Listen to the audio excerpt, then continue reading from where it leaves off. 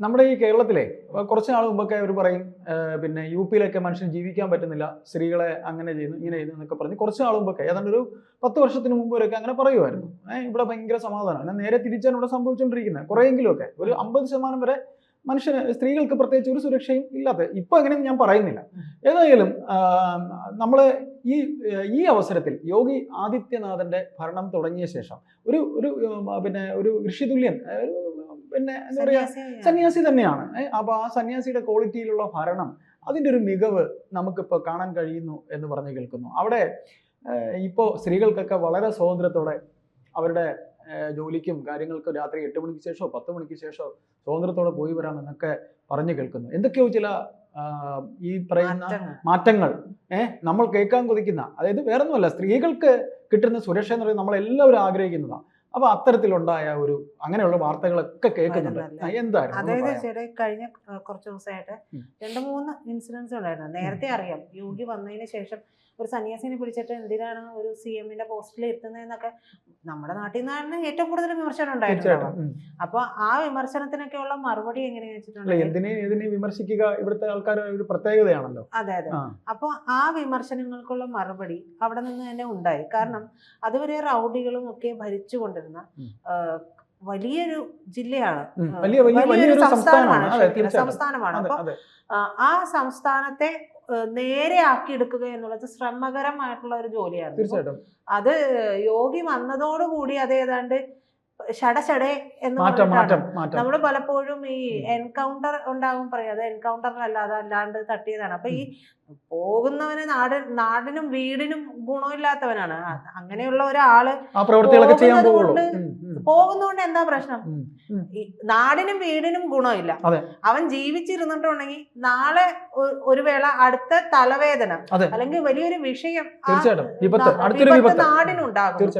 പിന്നെ അവനെയൊക്കെ വെച്ചോണ്ടിരിക്കുന്നതിൽ അർത്ഥമൊന്നും തോന്നുന്നില്ല. അപ്പൊ ഇത്തരത്തിലുള്ള പലരെയും ഗുണ്ടകളെയൊക്കെ ഈ പറയുന്നത് പോലെ ബുൾഡോസർ രാജൊക്കെ ഉപയോഗിച്ച് മര്യാദക്ക് പറഞ്ഞു, മര്യാദക്ക് നീയൊക്കെ ജീവിക്കുകയാണെങ്കിൽ കൊള്ളാം,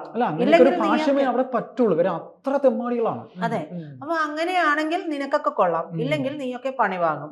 അപ്പൊ കുറച്ചു പേരൊക്കെ മര്യാദക്കാരായി. അപ്പൊ ഒരു സംഭവം ഉണ്ടായത് എന്താ വെച്ചിട്ടുണ്ടെങ്കിൽ, ഈ കഴിഞ്ഞിടയ്ക്ക് കുറച്ചാള് മുമ്പ് മോദിയും യോഗിയും കൂടെ ഒരു ചടങ്ങിലാണെന്ന് തോന്നുന്നു നടക്കുകയാണ്. അപ്പൊ ഒരാൾ വന്നിട്ട് വളരെ ഭയഭക്തി ബഹുമാനത്തോടെ തൊഴുകയാണ്. തൊഴുന്നു എന്ന് പറഞ്ഞാൽ വിത്ത് റെസ്പെക്ട്, അല്ലാതെ തൊഴുന്നതല്ല കേട്ടോ. അപ്പൊ തൊഴുകയാണ്. അപ്പൊ സംസാരിക്കുമ്പോഴാണ് യോഗി പറയണേ, അവിടുത്തെ വലിയ പേര് കേട്ട ഗുണ്ടയായിരുന്നു. ഇപ്പൊ യോഗി വന്നതോടുകൂടി മൂപ്പരെ കളമാരി ചവിട്ടി പച്ചക്കറി വ്യാപാരമൊക്കെ നടത്തി വളരെ മാന്യനായിട്ട് ജീവിച്ചുകൊണ്ടിരിക്കുകയാണ്. അപ്പൊ ആ ഒരു അവസ്ഥയിലേക്ക് അവിടുത്തെ കാര്യങ്ങൾ പോയി. ഇല്ലെങ്കിൽ അവൻ ഇത്തരത്തിൽ തട്ടിപ്പും വെട്ടിപ്പും ഉണ്ടാക്കുന്ന സ്വത്തല്ല പറയുന്നത്. ബുൾഡോസർ രാജ്യം ഉണ്ടായത് വെറുതെ അല്ലല്ലോ. JCB വെച്ചിട്ട് ഇതെല്ലാം ഇല്ലാതെയാക്കുകയാണ് ചെയ്തത്. ലാസ്റ്റ് വന്നത് 2 വീഡിയോസ് വന്നിട്ടുണ്ടായിരുന്നു. അവിടെ ഒരു വിഷയമുണ്ടായത്, ഒരു പോലീസ് ഓഫീസർ, വനിതാ പോലീസ് ഓഫീസർക്ക് ആ ഒരു പ്രത്യേക വിഭാഗത്തിന്റെ ഇടയിലേക്ക് ഓൺ ഡ്യൂട്ടി ചെല്ലേണ്ടി വന്നപ്പോൾ അവർക്കുണ്ടായ മോശമായ ഒരു അനുഭവം ഉണ്ടായിരുന്നു. വിത്തിൻ സെക്കൻഡ്സ് ഈ ചെയ്ത ആൾക്കാരുടെ എല്ലാം മുട്ടുകാല് തല്ലിയൊടിച്ച സീനാണ് പിന്നെ നമ്മൾ കാണുന്നത്. അപ്പൊ മറ്റൊരു വീഡിയോ നമ്മൾ കണ്ടത് എന്താന്ന് വെച്ചിട്ടുണ്ടെങ്കിൽ, ഒരു പെൺകുട്ടിയുടെ മാറിടത്തിൽ കടന്നു പിടിച്ചിട്ട് ഒരു യുവാവ് പോവുകയാണ്. പിന്നീട് അതിന്റെ എൻഡ് കാണുന്നത് ഇവനെ തൂക്കി പിടിച്ചിട്ട് പോലീസുകാർ കൊണ്ടിരിക്കുകയാണ്. അപ്പൊ ഡ്യൂട്ടി ചെയ്യേണ്ടത് എങ്ങനെയാണെന്ന് പോലീസുകാർക്ക് വളരെ കൃത്യമായ നിർദ്ദേശവും അവർക്ക് അതിനുള്ള സ്വാതന്ത്ര്യവും കൊടുത്ത് സ്ത്രീ സുരക്ഷ ഉണ്ടാകും എന്നുള്ളത് ഉറപ്പാണ്. യോഗി പറയുന്നുണ്ട്. അതെ, യോഗി പറയുന്നുണ്ട്, കൃത്യമായിട്ട് തന്നെ പറയുന്നുണ്ട്, സ്ത്രീകളുടെ നേരെ അവളുടെ സഹോദരനായാൽ പോലും മോശമായ രീതിയിൽ ചെയ്താൽ അതിനുള്ള തക്ക ശിക്ഷ ഉണ്ടാകുമെന്ന് പറയുന്നുണ്ട്.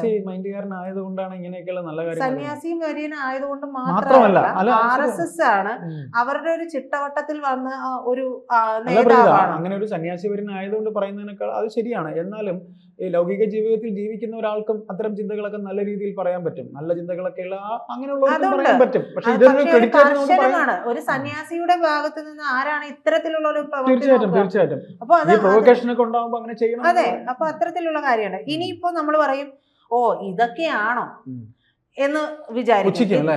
ഇതൊക്കെയാണോ, ഇതൊക്കെ എന്ത്? നമ്മുടെ ഇവിടെയും ഒരു വനിതാ പോലീസ് ഓഫീസർക്ക് ഒരു ദുരനുഭവം ഉണ്ടായി. അതില് പ്രത്യേകിച്ച് കാര്യങ്ങളൊന്നും കണ്ടില്ല.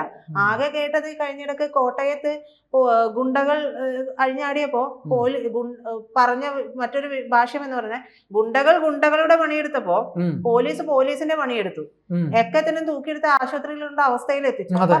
നട്ടെല്ലുള്ള പോലീസുകാർ ഇല്ലാത്തത് കൊണ്ടല്ല ഇവിടെ, അവർക്ക് സ്വാതന്ത്ര്യത്തോടെ തൊഴിൽ സ്വാതന്ത്ര്യം കൊടുക്കണം. പിന്നെ മറ്റൊരു കാര്യം എന്ന് പറയുന്നത് ഇവിടെ എന്തുണ്ടാക്കി എന്ന് പറഞ്ഞിട്ടുണ്ടെങ്കിൽ ഇപ്പോ ഉത്തർപ്രദേശിന്റെ പേര് മാറിക്കൊണ്ടിരിക്കുകയാണ്. കാരണം ഏതാണ്ട് ഒരു ഉദ്യമ പ്രദേശ് എന്നുള്ള രീതിയിലാണ്. കാരണം എന്താണെന്ന് വെച്ചിട്ടുണ്ടെങ്കിൽ സൂക്ഷ്മ ചെറുകിട ഇടത്തരം സംരംഭങ്ങൾ, അതായത് MSMEകൾ അവിടെ വളരെ കൂടുതലായിട്ട് വന്നുകൊണ്ടിരിക്കുന്ന ഒരു സാഹചര്യമുണ്ട്.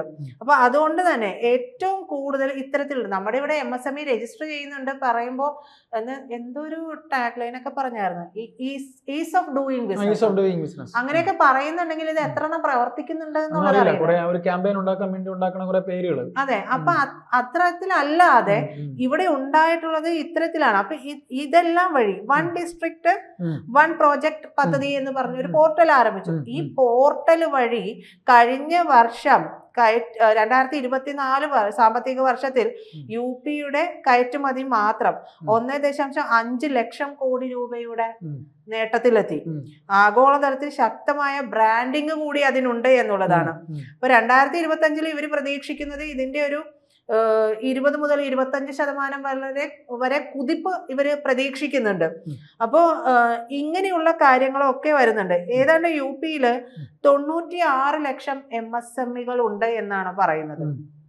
നമ്മുടെ ഇവിടെ ഒരെണ്ണം പുതുതായിട്ട് രജിസ്റ്റർ ചെയ്തിട്ടുണ്ടെങ്കിൽ ഇവിടെ കൊട്ടും പാട്ടും ബഹളവും മാത്രമല്ല, ഈസ് ഓഫ് ഡൂയിങ് എന്നൊക്കെ പറഞ്ഞിട്ട് നമ്മൾ ഈ പേപ്പർ കൊണ്ടൊക്കെ ഒരു ഓഫീസിൽ പോകണം, KSIDCയിൽ ഒന്ന് പോയി നോക്കണം. നമ്മൾ സ്വയം തൊഴിൽ ചെയ്യാൻ പോവുകയാണ്. പ്രജിതയ്ക്ക് അറിയാമെന്ന് അറിയില്ല, ഞാൻ ഈ ഗവൺമെന്റ് മേഖലയിലൊക്കെ ഒരുപാട് PR വർക്കുമായിട്ട് ബന്ധപ്പെട്ട് ജോലി ചെയ്തിട്ടുള്ള ആളാണ്. എൻ്റെ മറ്റ് സ്ഥാപനങ്ങളിൽ ഞാൻ വർക്ക് ചെയ്യുമ്പോൾ സ്ഥാപനത്തിന് വേണ്ടി ഞാൻ പോയിട്ടുണ്ട്.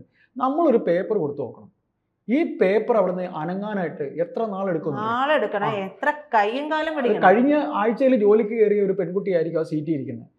അവരുടെ വീട് അവരുടെ സ്വന്തം സ്വത്ത് തറവാട് പോലെയൊക്കെ ആയിരിക്കും അവിടെ നിന്ന് പെരുമാറുന്നത്. എന്നാൽ നല്ല ഉദ്യോഗസ്ഥരുണ്ട്, നല്ല ഉദ്യോഗസ്ഥർ വളരെ നല്ല രീതിയിൽ നമ്മളോട് ഇപ്പൊ ഈ പറയുന്ന ഏറ്റവും താഴെക്കിടയിലുള്ള ക്ലറിക്കൽ പോസ്റ്റിൽ ഇരിക്കുന്ന ആളിന്റെ അടുത്ത് ഈ പേപ്പർ നമ്മൾ കൊണ്ട് കൊടുത്തിട്ട് ഇത് അനങ്ങുന്നില്ല.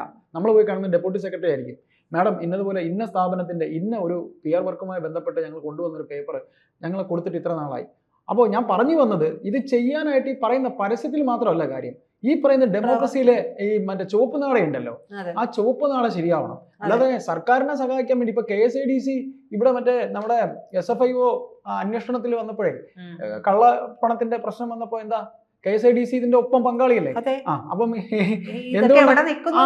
അപ്പൊ ഏതായാലും അങ്ങനെ ഒരു ടാഗ് ലൈൻ കൊടുത്തു, അങ്ങനെ ചെയ്യുന്നു. അതിന് ഉദ്യോഗസ്ഥ വൃന്ദങ്ങളെയും അദ്ദേഹം മെരുക്കി എടുത്തിട്ടുണ്ട്. അതെ, അതല്ലെങ്കിൽ ഇത്തരത്തില് MSMEകൾ അവിടെ ഉണ്ടാകാൻ ഒരിക്കലും സാധ്യതയില്ല. അതായത് കൊടുക്കുന്ന ഒരു പേപ്പർ ഇത്ര ദിവസത്തിൽ അവർക്കൊരു ജീവിത മാർഗം ആകണം എന്നുള്ളത്. ആന്തൂർ സാജന്റെ മരണമൊക്കെ. അതെ, ഇപ്പൊ ഒന്ന് ആലോചിച്ച് നോക്കുക, കോവിഡ് കാലയളവിൽ സ്വന്തം സ്ഥലങ്ങളിലേക്ക് മടങ്ങിയെത്തിയ 40 ലക്ഷം പേർക്കാണ് ഇതുവഴി തൊഴിൽ ലഭ്യമായത്. 40 ലക്ഷം പേർ.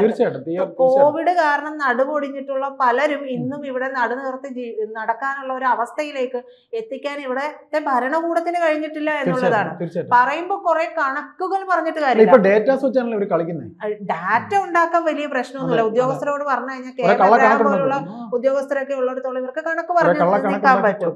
അപ്പൊ UPയില് ഈ പറയുന്ന പോലെ ഇന്ത്യയുടെ മൊത്തം MSME എണ്ണമായിട്ടുള്ള 6.33 കോടിയിൽ ഏകദേശം 14% സംഭാവന വരുന്നത് UPയിൽ നിന്നാണ്. 14% സംഭാവന UPയിൽ നിന്നാണ്. അപ്പൊ ഈ പറയുന്ന പോലെ 96 ലക്ഷത്തിലധികം MSMEകളിൽ സൂക്ഷ്മ വ്യവസായങ്ങൾ 89.64 ലക്ഷം യൂണിറ്റുകളും ചെറുകിട യൂണിറ്റുകൾ 0.36 ലക്ഷം യൂണിറ്റുകളുമാണ്. അപ്പൊ UPയിലെ MSMEകൾ 14 ദശലക്ഷത്തിലധികം ആളുകൾക്ക് തൊഴിലും നൽകുന്നുണ്ട്. എത്ര പേരുടെ ജീവിതോപാധി ഉണ്ടാക്കി കൊടുക്കാൻ ഒരു സർക്കാരിന് കഴിയുന്നു എന്നുള്ളത്. പോരായ്മകൾ ഉണ്ടാവും, പോരായ്മകളില്ല എന്ന് നമ്മൾ പറയില്ല.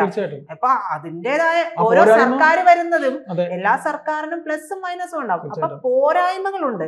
ഈ പോരായ്മകൾ നിൽക്കുമ്പോൾ അല്ല, തന്നെ ഇവിടെ- അതിനെ മറികടക്കാൻ തക്കുന്ന രീതിയിൽ അതെ. മറ്റൊരു പ്രവർത്തനം അവിടെ കാഴ്ചവെക്കാൻ കഴിയുന്നുണ്ട് അല്ല, ഇവിടെ എന്നുള്ളതാണ്. പോരായ്മകൾ ഉയർത്തി കാണിക്കലാണ് ഇവിടുത്തെ ഏറ്റവും വലിയ പ്രശ്നം. പോരായ്മകള് ഇവിടെ അതെ. എങ്ങനെയാണ് എല്ലാം ഇവിടെ ഇല്ലേ ഇല്ലേ ആ. പറയുകയല്ലാണ്ട് ഇതിനു വേണ്ടി എന്ത് ചെയ്യാം എന്നുള്ള ഒരു കാര്യം പറയില്ല. എന്തെങ്കിലും ഉണ്ടെങ്കിൽ കേന്ദ്രത്തിന്റെ പ്രശ്നമാണ്. തീർച്ചയായിട്ടും. അല്ല പ്രീത, നമ്മുടെ ഈ മോഹൻലാലിന്റെ ഒരു സിനിമയുണ്ട് മിഥുനം എന്ന് പറഞ്ഞൊരു സിനിമയിൽ അദ്ദേഹം ഒരു ബിസ്ക്കറ്റ് ഫാക്ടറി ബിസ്ക്കറ്റ് തുടങ്ങാനായിട്ട് ഏറ്റവും നല്ല ഉദാഹരണമാണ് ഏറ്റവും നല്ല നമ്മുടെ നാട്ടിലെ. ഉദാഹരണമാണ്. അതെ, അത് നമ്മളൊന്ന് കണ്ടു നോക്കണം. അതെ, അത്തരത്തിലുള്ള കാര്യങ്ങളൊക്കെ ഉണ്ട്. അപ്പൊ ഈ ഉത്തർപ്രദേശിൽ ആദ്യം ഒരു ഫുഡ് വെയർ പാർക്ക് വരുന്നുണ്ട്. പിന്നെ MSME ഇക്കോസിസ്റ്റത്തിനുണ്ട് ഇ കൊമേഴ്സ് ബൂസ്റ്റർ ഷോട്ട് എന്ന് പറഞ്ഞ ഒരു സംരംഭമുണ്ട്. വിശ്വകർമ്മ ശ്രമം സമ്മാന യോജന എന്ന് പറയുന്ന ഒരു കാര്യങ്ങളുണ്ട്. 11 ജില്ലകളിലായി 15 പുതിയ MSME വ്യവസായ കേന്ദ്രങ്ങളുണ്ട്. മുഖ്യമന്ത്രി യുവ ഉദ്യമി വികാസ് അഭിയാൻ എന്ന് പറയുന്ന CM യുവ എന്ന് പറയുന്ന ഒരു പ്രോജക്റ്റ് ഉണ്ട്. ഈ പ്രോജക്റ്റ് ഉണ്ട് എന്നുള്ളതല്ല, ഈ പ്രോജക്റ്റ് എല്ലാം കൃത്യമായ കാലയളവുകളിലെല്ലാം നടപ്പിലാക്കി ജനങ്ങൾക്ക് മുന്നോട്ട് പോകാനുള്ള ഒരു കാര്യം അവിടെ ഉണ്ടാക്കി കൊടുക്കുന്നുണ്ട്.